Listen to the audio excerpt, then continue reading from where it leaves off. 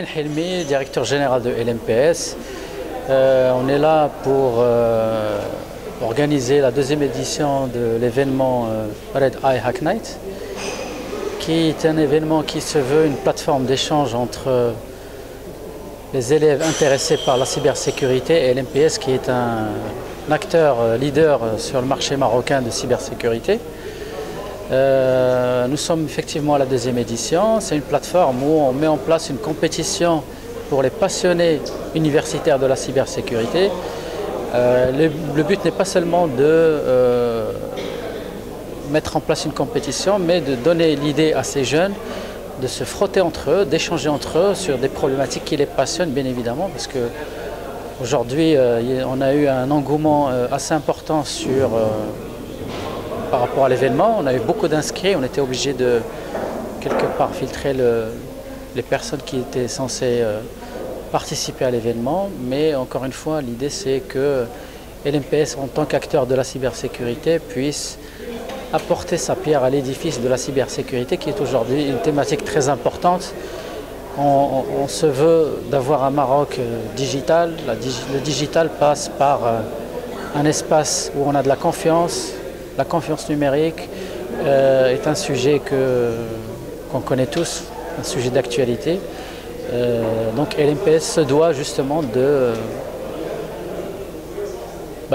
répondre présent et de fédérer les gens autour de cette thématique.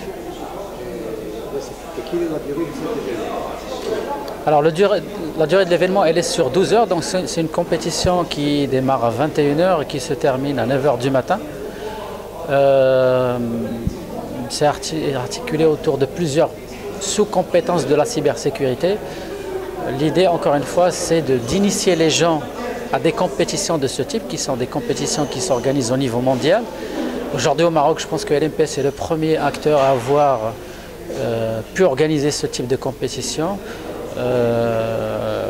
À l'issue des 9 h, il y aura une délibération avec un jury d'experts marocains et internationaux qui vont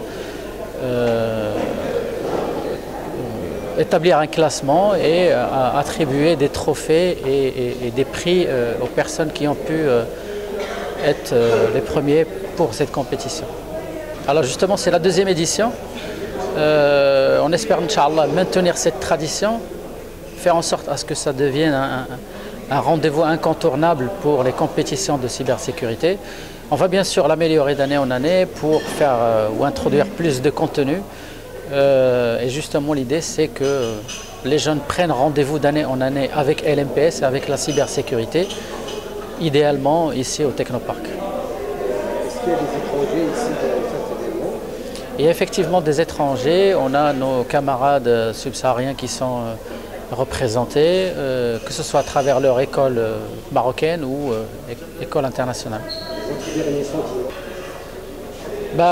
Que ce soit une fête, que ce soit une expérience riche et qui donne des idées à nos jeunes, parce qu'aujourd'hui la cybersécurité est un sujet qui manque de ressources et de compétences au niveau national.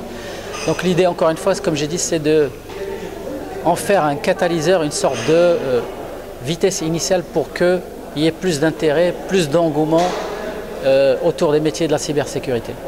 Salam alaikum, Karim Hamdawi, مؤسس ورئيس شركة LMPS جروب. LMPS تأسست 11 عام دابا. المهنة الأساسية ديالها هي أمن وضمان المعلومات. كنخدموا مع الشركات تقريبا أكبر شركات ديال المغرب، أبناك، اتصالات، شركات تأمين، وزارات ديال الدولة. كنخدموا في المغرب، كنخدموا في إفريقيا، كنخدموا كذلك في أوروبا. والمهنة ديالنا هي الأمن السيبراني. إذا توسكي سايبر سيكوريتي، دونك كنأمنوا المعلومات ديال الشركات. هاد ليفينمون درناه لأنه هذه المرة الثانية دابا اللي كنديروا هاد ريد اي، يعني بالعربية العينين الحمرين. علاش؟ لأن الدراري اللي كيخدموا في هاد الحرفة هادي، هاد المهنة هادي، كيكونوا تقريبا مهندسين ولا ما يكونوا أقل من مهندسين، ولكن كتكون عندهم واحد الهواية اللي هي القرصنة أخلاقية. يعني كيدخلوا كيحاولوا يديروا القرصنه للسيت، القرصنه لي ريزو وهذا الشيء، ودونك انا 18 عام وانا كندير هذه المهنه. انا مهندس في هذه المهنه ديال الامن وضمان المعلومات. 10 سنين هذه ما كانش الشباب بزاف في المغرب اللي كيديروا هذه المهنه هذه. دابا الحمد لله الا دخلنا شفنا دابا هذا ليفيرمون اللي درناه، تبارك الله. دابا الشباب ولاو كيتعاطاو، مدارس مهندسين ولاو كيتعاطاو بحال السياس، بحال الي ام بي تي، يعني المدارس كبار ديال المغرب ولا المدارس الحره ولا الجامعات، كلهم ولاو دايرين فيليال، يعني فيليال سبيسياليزي في هذا الميدان ديال الامن السيبراني ولا الامن وضمان المعلومات. هذا ليفينمون كناخذوا الدراري كنديروا اشهار في الانترنت في لي ريزو سوسيو، وكنطالبوا باش الدراري يتقيدوا. دونك ملي كيتقيدوا كيكونوا جايين غالبيه كيجيو من مدارس مهندسين، دونك كتكون عندهم هما هاد سبيسياليتي، يعني تخصص في امن وضمان المعلومات. دونك كيتقيدوا، كنعزلوا حنا تقريبا واحد بين 16 و 20 فرقه متكونه من 3 شباب. هاد الشباب كيدخلوا في واحد الكونكور بيناتهم، دونك كيبداو من 9 تاع الليل حتى 9 ديال الصباح، دونك 12 ساعه هما خدامين. كنحطوا لهم واحد السيستيم، يعني واحد الريزو اللي ماشي ديال شركه، كنحطوا ريزو بحال قلتي ديال شركه ولكن فيرتوال، يعني مصوبينه هنايا، وهما كيحاولوا يدخلوا، يعني كيبقاو يتسابقوا بيناتهم شكون الاول اللي غيوصل لهذوك الاهداف ديال القرصنه. وملي كيساليو الصباح كنديروا واحد الجوري، يعني واحد اللجنه اللي كتشوف اللي احترموا هذاك لي كريتير اللي دايرين، واش احترموهم. كنشوفوا هاد واش شكون اللي توصلوا زعما للهدف ديال القرصنه ديال هذا السيستم في واحد الوقت اللي قريب، يعني قليل.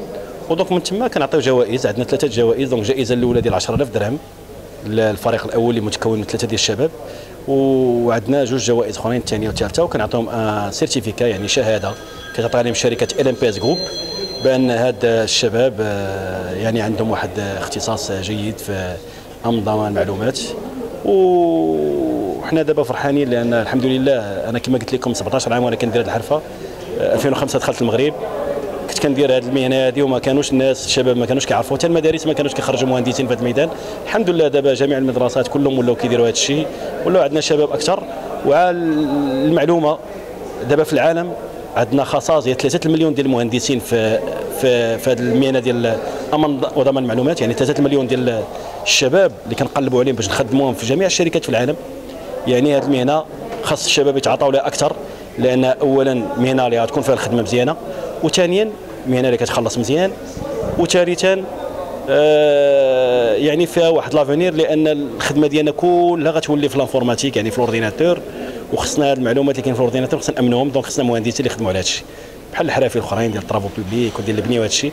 هاد الحرفه جايه وغادا تاخذ واحد الحصه كبيره في ميدان العمل، وكنشكركم.